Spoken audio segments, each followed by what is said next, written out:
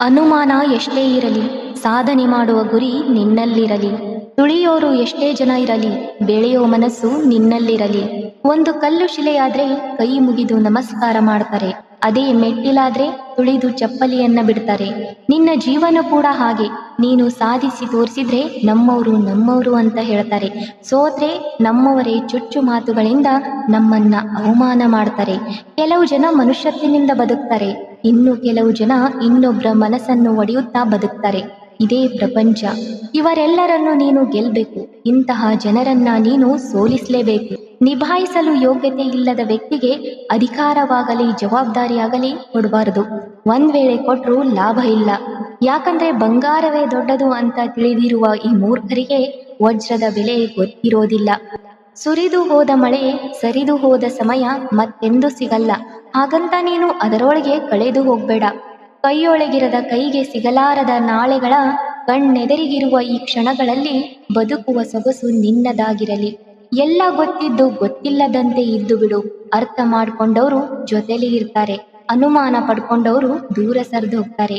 ಅತಿಯಾಗಿ ಚಿಂತಿಸಿ ಹಾಳಾಗ್ಬೇಡ. ಇನ್ನೊಬ್ಬರ ಬಾಳಿನ ಪುಸ್ತಕದಲ್ಲಿ ನೀನು ಒಂದು ಅಧ್ಯಾಯ ಅಷ್ಟೇ.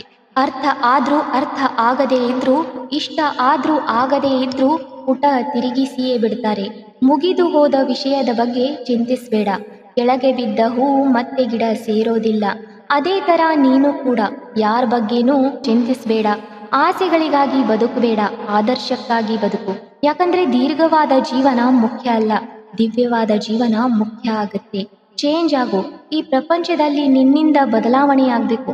ನಿನಗೆ ಅವಮಾನ ಮಾಡಿದವರ ಜೊತೆ ಜಗಳ ಮಾಡೋ ಬದಲು ಅವರ ಕಣ್ಣೆದುರು ಬೆಳೆದು ತೋರಿಸೋದೇ ನೀನು ಅವರಿಗೆ ನೀಡುವ ಉತ್ತರ ಆಗಬೇಕು. ನೀನು ಇನ್ನೊಬ್ಬರ ಜೀವನದ ಬಗ್ಗೆ ಸುಮ್ಮನೆ ಇಲ್ಲಸಲ್ಲದ ಕತೆಗಳನ್ನ ಕಟ್ಬೇಡ. ಯಾಕಂದ್ರೆ ನಿನ್ನ ಜೀವನದ ಬಗ್ಗೆ ಬೇರೆಯವರು ಕಾದಂಬರಿನೇ ಬರಿಬಹುದು. ಅರ್ಥವಿಲ್ಲದ ಮಾತಿಗೆ ಎಷ್ಟು ಸಮಯ ನೀಡಿದ್ರೂ ವ್ಯರ್ಥ. ಹಾಗೆಯೇ ಜೀವನದಲ್ಲಿ ವ್ಯರ್ಥ ಮಾಡಿಕೊಳ್ಳುವವರ ಜೊತೆ ಸಮಯ ಕಳೆದ್ರೆ ನಿನ್ನ ಬದುಕೇ ವ್ಯರ್ಥ. ನಿನ್ನ ಮುಂದೆ ಮಾತಾಡೋ ಧೈರ್ಯ ಇಲ್ಲದೆ ನಾಯಿ ನರಿಗಳಂತ ಜನರು ಅವರ ಯೋಗ್ಯತೆಗೆ ತಕ್ಕ ಹಾಗೆ ನಿನ್ನ ಬೆನ್ನ ಹಿಂದೆ ಮಾತಾಡ್ತಾರೆ. ಅಂಥವರಿಗೆ ಮಾತಾಡೋದಕ್ಕೆ ಒಂದು ಒಳ್ಳೆಯ ಟಾಪಿಕ್ ಅನ್ನ ಕೊಡು. ಕೊನೆಗೊಂದು ಮಾತು ಹೇಳ್ತೀನಿ, ಕಷ್ಟ ಕಲಿಸುತ್ತೆ, ಸುಖ ಮೆರೆಸುತ್ತೆ.